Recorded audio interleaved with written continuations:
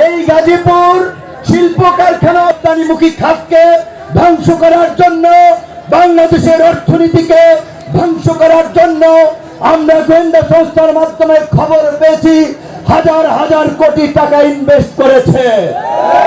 কাজেই আমার শ্রমিক ভাই বন্ধুদের প্রতি অনুরোধ থাকবে, কারো উস্কানিতে পা দিয়ে মিল কারখানায় কোন ধরনের বিশৃঙ্খলা করবেন না। কোন ধরনের আন্দোলন করে শিল্প কারখানা বন্ধ করবেন না। আপনাদের যদি কোনো দাবি থাকে, আপনাদের যদি কোনো অন্যায্য অবিচার অন্যায়ের বিষয় থাকে, আজকে দেশের পুরো দেশের জনগণকে সাক্ষী রেখে কথা বলছি, গণ অধিকার পরিষদের কেন্দ্রীয় স্থায়ী কার্যালয় আল রাজি কমপ্লেক্সের 3 তলায় যাবেন। আপনাদের প্রত্যেকটি দাবি আদায়ে আমরা রাজপথেও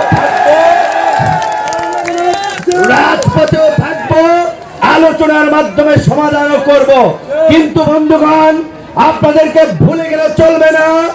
এই সবেমাত্র 2 মাস হয়েছে ছাত্র জনতা গণ অভ্যুত্থান করে একটা ফাসিস্ট শাসনের পদত্যাগ ঘটিয়েছে, একটা ফাঁসিবাদী শাসনের অবসান ঘটিয়েছে। এই ফাঁসিবাদী শাসকরা গত 1.5 দশকে অন্তত কয়েক হাজার পরিবারকে হাজার কোটি টাকার মালিক বানিয়েছে, কয়েক লক্ষ পরিবারকে শত শত কোটি টাকার মালিক বানিয়েছে। কাজেই এই সরকার যেন সুন্দরভাবে দেশ চালাতে না পারে, বাংলাদেশ যেন একটি ব্যর্থ এবং কার্যকর রাষ্ট্রে পরিণত করে, তাই তারা নানামুখী চক্রান্ত করছে। তাই তাদের চক্রান্ত সম্পর্কে সজাগ এবং সতর্ক থেকে দেশকে স্থিতিশীল রাখতে হবে। দেশের অর্থনীতির চাকাকে সচল করার জন্য গার্মেন্টস সহ সকল সেক্টরকে স্থিতিশীল রাখতে হবে।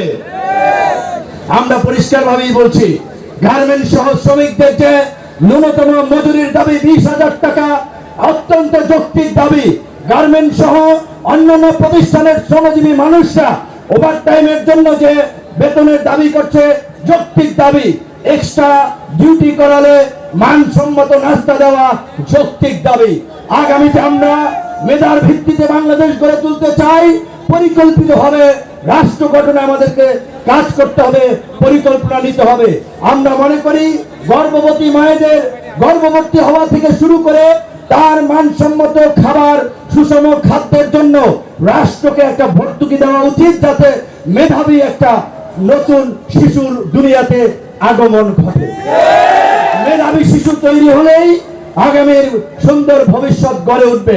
এই যে আমাদের শ্রমজীবী মানুষ চিকিৎসা পায় না, ঢাকা মেডিকেলের বারান্দায় ঘুরতে ঘুরতে জুতা স্যান্ডেল ক্ষয়, পিজিতে একটা সিট পাওয়া যায় না, বেসরকারি হসপিটালে সবাই চিকিৎসা নিতে পারে না।